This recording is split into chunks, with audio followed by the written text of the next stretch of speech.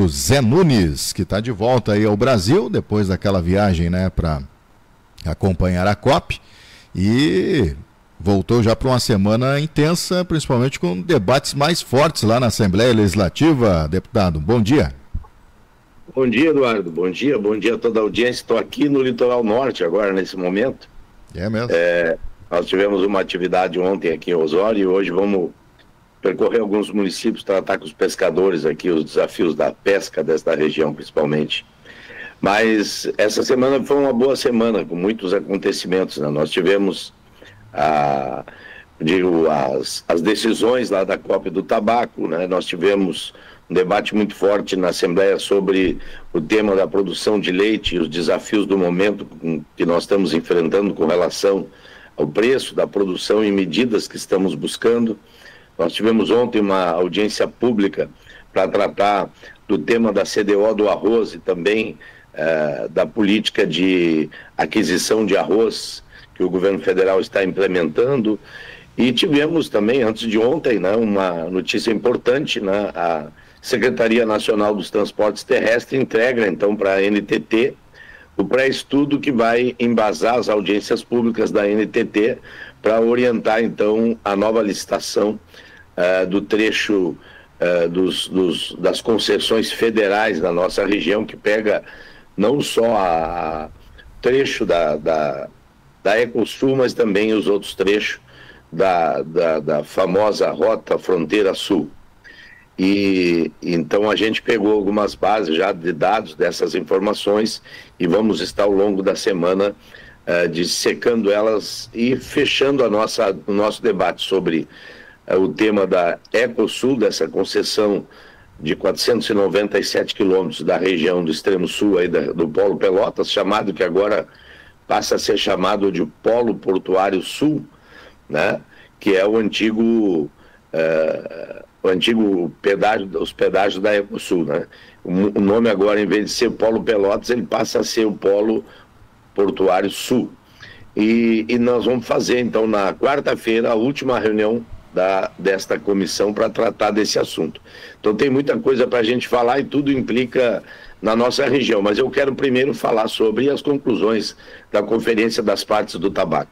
Nós vimos aí um exagero e uma exacerbação de informações, muita informação distorcida, tentando criar uma tempestade sobre os nossos agricultores, produtores de tabaco, o que acontece sempre.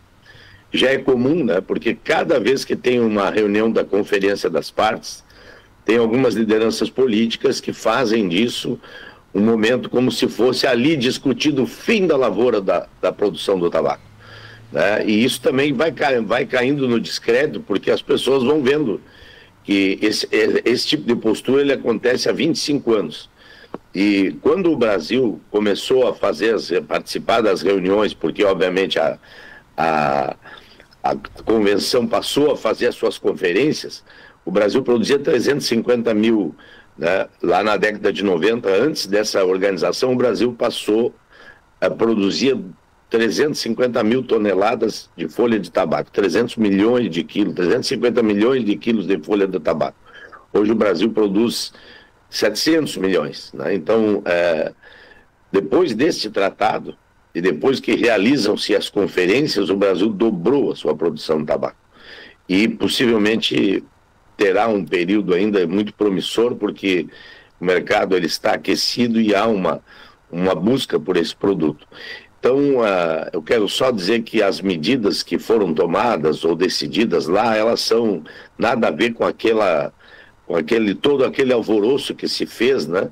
E principalmente esparramando terror junto aos produtores de tabaco. Isso é uma falta de respeito com quem está lá no campo produzindo, trabalhando, de não levar as informações como elas são, as informações verdadeiras, de ficar distorcendo e criar um monstro para se justificar como o defensor, né, daquele monstro. Isso é uma coisa absurda que vem acontecendo, e aconteceu muito nesta COP. Então, quais foram as decisões principais? Primeiro, uma das decisões, que foi uma semana de discussão, Agora, primeiro tem que imaginar que são 183 países, tu imagina um acordo entre 183 países. Muitas vezes no parlamento aqui, numa Câmara de Vereadores de uma cidade, você discute e não consegue chegar num consenso, porque tudo tem que ser decidido por consenso. Não pode ter ninguém contrário. Se tiver 183 países, tem que ser 183 países concordando com voto igual. Então é muito difícil uma medida que ela seja tomada, qualquer medida mais, eu digo, mais abrupta, assim. Bom, quais as decisões, então? Primeiro, a nicotina sintética passa a ser uma preocupação, os produtos de nicotina passam a ser uma preocupação do Tratado Internacional, isso aí passou, né? E aí tem dois aspectos, a nicotina em si, a nicotina extraída da folha do tabaco, que não vejo preocupação assim, quanto mais nicotina da folha do tabaco seria melhor, mas não é assim. E também não é bem assim que a nicotina da folha do tabaco ou trabalhar a folha do tabaco no cigarro, nós temos muita diferença porque há uma concentração e uma diminuição da utilização da necessidade, da quantidade da folha.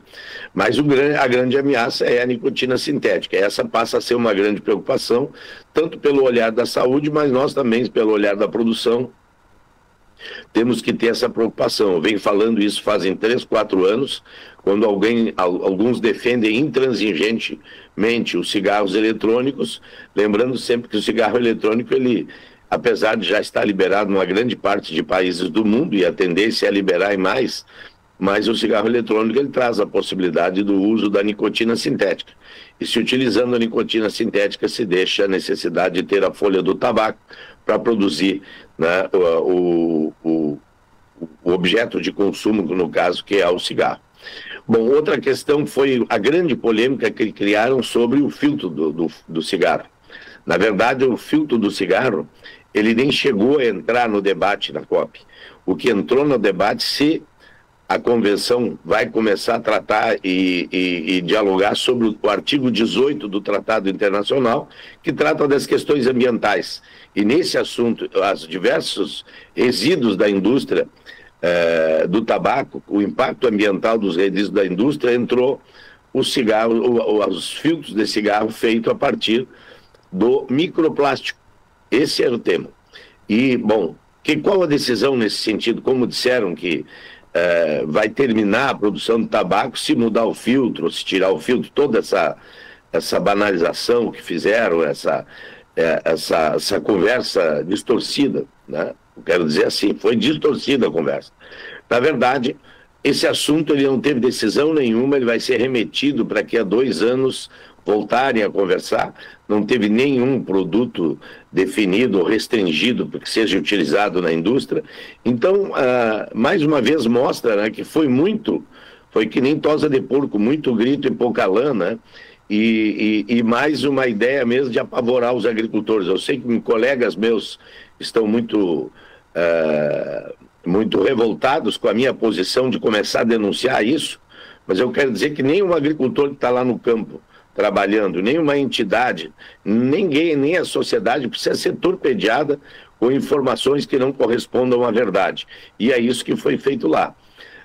Muitos parlamentares fizeram isso.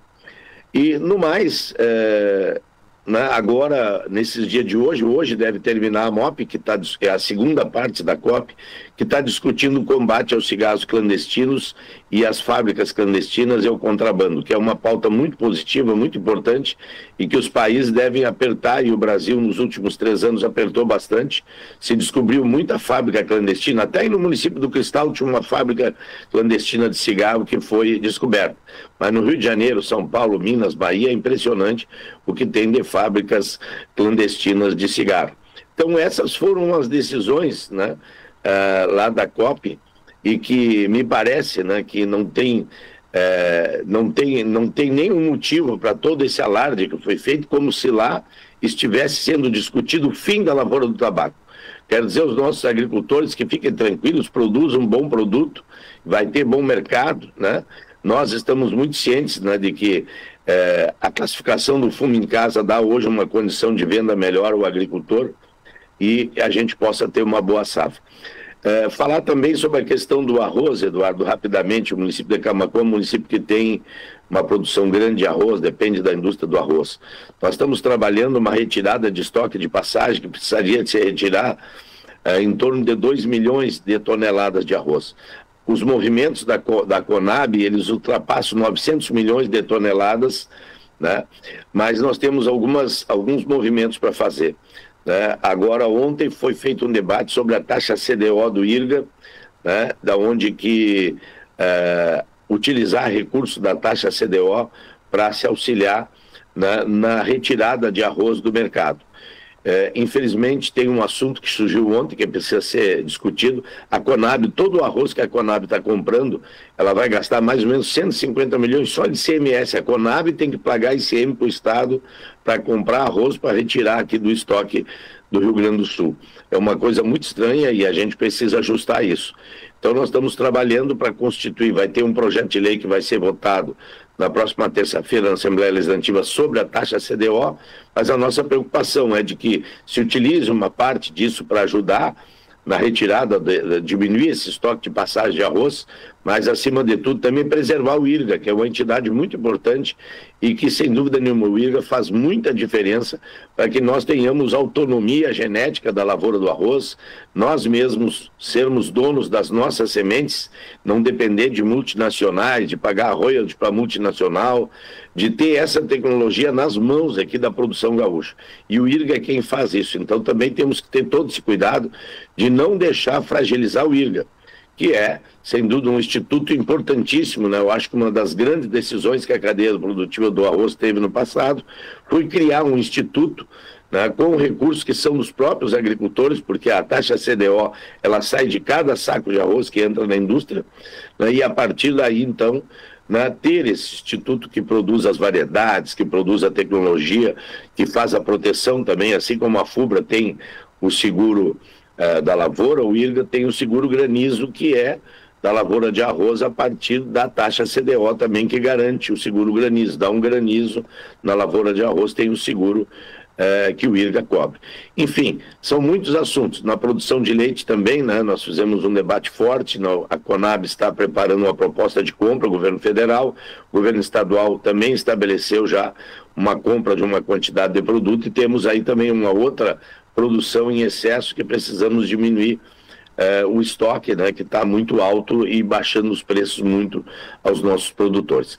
No mais é isso, Eduardo, senão eu vou estourar o meu tempo, né? Outro dia a gente fala mais, com mais informações sobre a questão dos pedágios, sobre esse polo rodoviário, que uma informação eu quero dar para os nossos ouvintes. Nós temos brigado muito com o governo do estado para que baixe o valor, que modifique a performance da próxima concessão que ele quer fazer, que é o Polo 2, o governador Eduardo Leite vai colocar 58 novas praças de pedágio, e que esse valor a 0,19 centavos o quilômetro, ele é muito alto.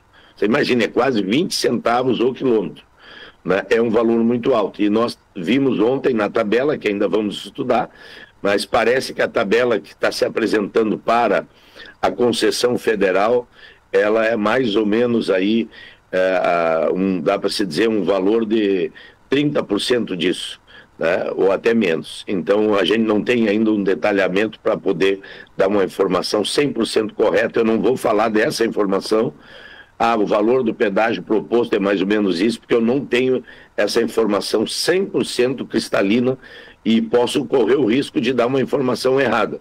Mas o que a gente observa é que ele será num valor muito aquém daquilo que a Ecosul cobrava, muito aquém mesmo, e também muito aquém daquilo que os pedágios estaduais que estão sendo implementados pelo governo do estado estão pretendendo nas rodovias estaduais do Rio Grande do Sul. Mas isso nós podemos falar na próxima sexta-feira, onde a gente vai estar mais por dentro, já vai ter feito audiência pública para tratar do assunto. É isso por hoje, Eduardo. Um abraço e um bom dia a toda a audiência.